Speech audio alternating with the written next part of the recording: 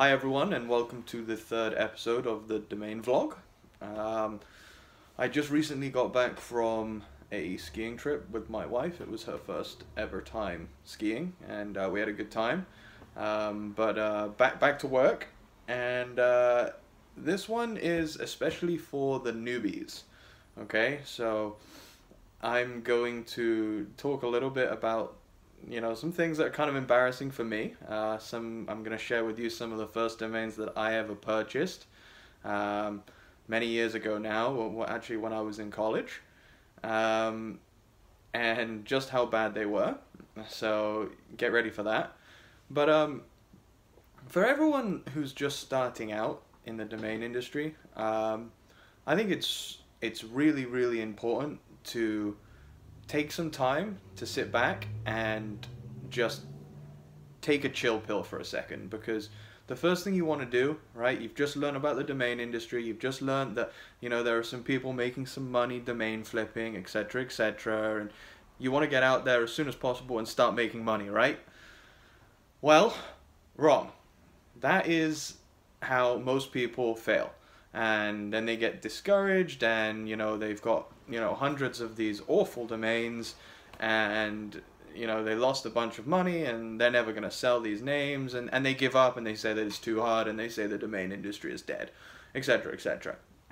So first things first, if I was you, I would use a couple of the tools that you have around you, a couple of the resources that you have. I mean, there's Domain Sherpa, which is an absolutely great show for people that are trying to learn about domain investing. So I would look at Domain Sherpa.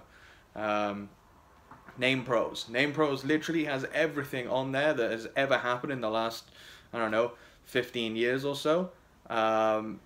It's a great resource for people that want to get into the domain industry and want to learn more about domaining. And I would just spend, a month, maybe more, just reading and just taking it all in, reading the news, seeing what sells, seeing what successful domainers are purchasing, seeing what's being sold in the reported domain sales section, all of that kind of thing. I know Michael Seiger has something called Domain Name University, or something along those lines. Take that course. It would be well worth it, because learning from people who are experienced is going to get you on the fast track.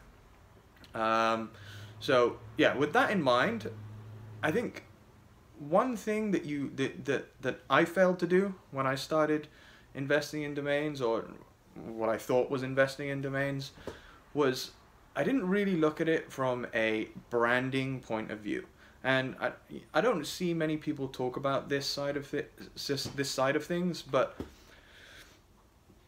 branding is the key behind all of this, okay? And if you understand things from a branding point of view, if you understand branding strategy, if you understand that to a point where you're thinking about it as if you're the business owner, it's gonna help you, okay? So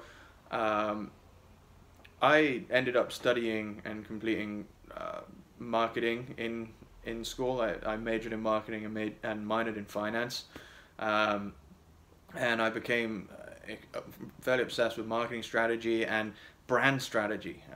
Branding was something that I was very passionate about, and is probably why I'm now a founder of brand consultants, and something that I do for a living. But branding, okay, so when you're thinking about a domain, you've got to think to yourself, if I was building a company, if I was trying to build a successful company, would I use this brand name? Because if the answer is no, then the domain name is worthless, right? And there's a few variations to this that may be helpful to you. One of the things that, off the top of my head, if I'm thinking about it, think about seeing, I don't know, you notice that Ocean View Homes, you think about Ocean View Homes, and you're like, I want to go and register oceanviewhomes.com. So you get home, you get to your computer, and you look it up, and Ocean View Homes is taken. And you think to yourself, okay, what else? What about the .net? Can I get oceanviewhomes.net? And you see that that's taken. Now, do I think that oceanviewhomes.net is a good domain? Not really, because everyone's always going to go with the .com, and if the .com is there to be purchased, they're going to purchase the .com first, and for reasons that I discuss in a couple of blogs that I've written before, people naturally go towards the .com. When you've got a 3-word .net, I mean, it's already long. Now you've got the whole battle of having your customer remember that it's a .net and not a .com. It's not a good brand strategy. I mean, if you start losing customers and traffic to the .com when you're dealing with 500,000 to $2.5 million homes, you could lose a lot of money potentially just if one person goes to the wrong site. Okay, I mean that's one example, but then let's say I can't get oceanviewhomes.com, I can't get oceanviewhomes.net, but then I see oceanviewhome.com. So this is a typical newbie investor kind of mistake. I see oceanviewhome.com, and I think, oh, I can get that, or that's available for $50 or reg fee or whatever it may be. The problem with that is Ocean View Home doesn't really make sense from a commercial standpoint. Okay, no business is going to be called Ocean View Home. It's yeah, I get it. It's one letter off of Ocean View Homes, but that one letter makes a huge difference to value. Okay, oceanviewhomes.com has value. Oceanviewhome.com doesn't. And it doesn't because of branding. You're not going to brand your company Ocean View Home, okay? Because you're selling homes, or you're promoting homes. You're not promoting home, right?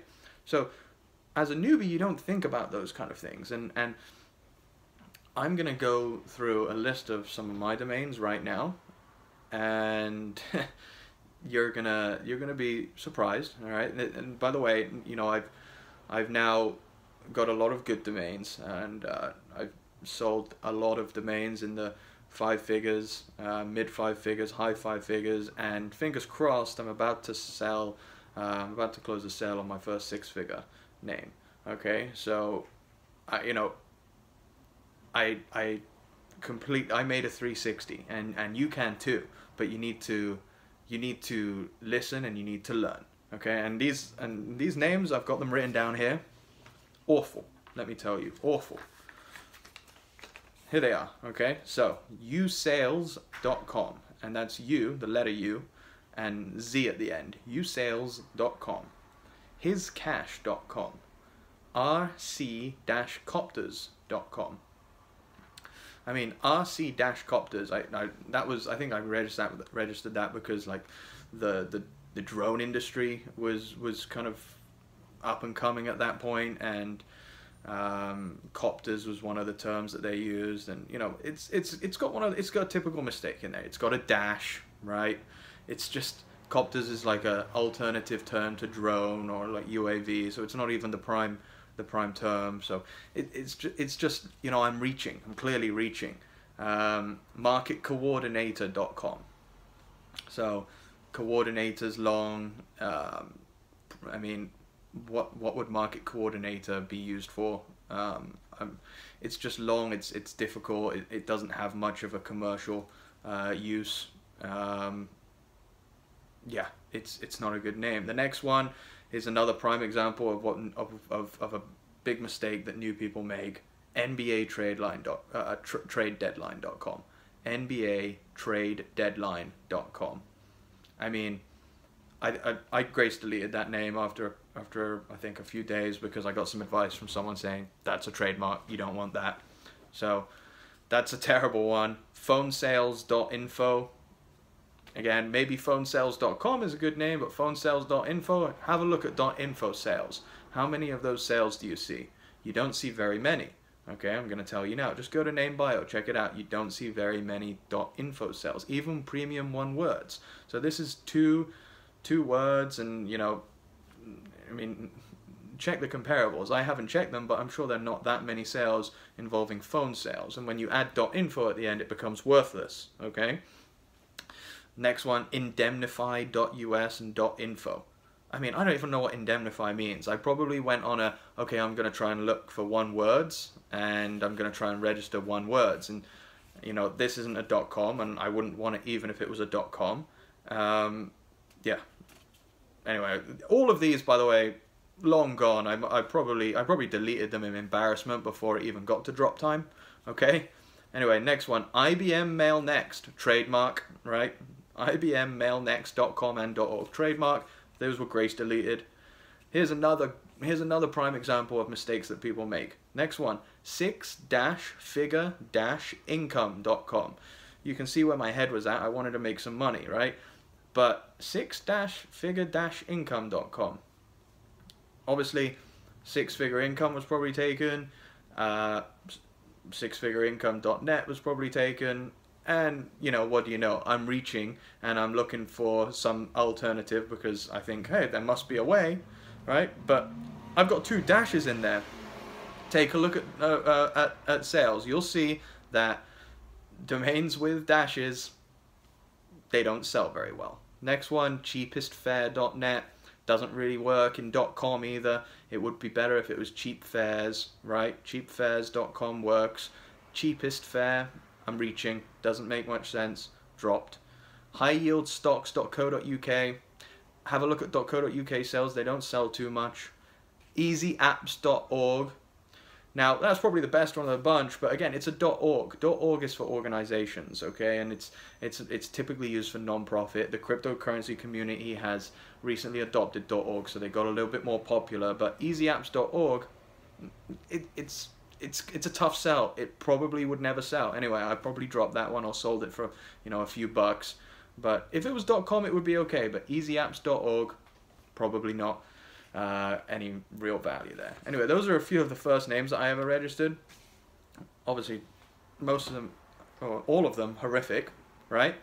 But anyway, let me if I could rerun it and do it all again, I would probably hold off on buying names for a while. Okay, I would read, but if I had to buy names, I would look to be buying them on the aftermarket. I wouldn't be registering names.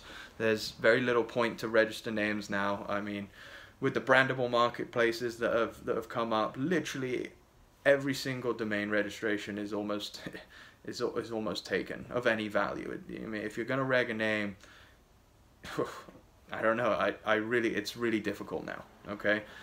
I would be looking at the aftermarket. I would be looking at GoDaddy closeouts. I would be looking at GoDaddy expired auctions. I would be using expireddomains.net. Okay, expireddomains.net. That's a great resource for looking up aftermarket domains. Okay, and yeah, I would be using that tool. You know, if I'm really not sure of myself, if I think that the best thing for people to do who are new is invest in something that you can't really go wrong at. Okay, so it takes a little bit of time to get an eye for, you know, the market, for what sells, for branding strategies, for what businesses would brand their company on, right? And it does take some time. So in the meantime, if you feel like you really need to invest in stuff, I would invest in four-letter.coms. They have a liquid value, and or other liquid domains, right? But four-letter.coms are very liquid. They're somewhat affordable right now. You pay, you know, 150 to $400 plus for an okay four-letter.com. So I would be putting some money into four-letter.coms. You can't really go wrong there. Try to find ones with good letters. If they're pronounceable, even better. But that's a good start. And then as you start to learn more, I would look at other stuff. But you know, read. Don't make these mistakes. Don't register trademark names. Don't register hyphens. Don't look at all these funky other extensions. Stick with .com, and you will probably do a lot better than most new people. All right, I am I've got to go, but thank you for watching this episode of the Domain Vlog, and we'll see you again soon. Thanks.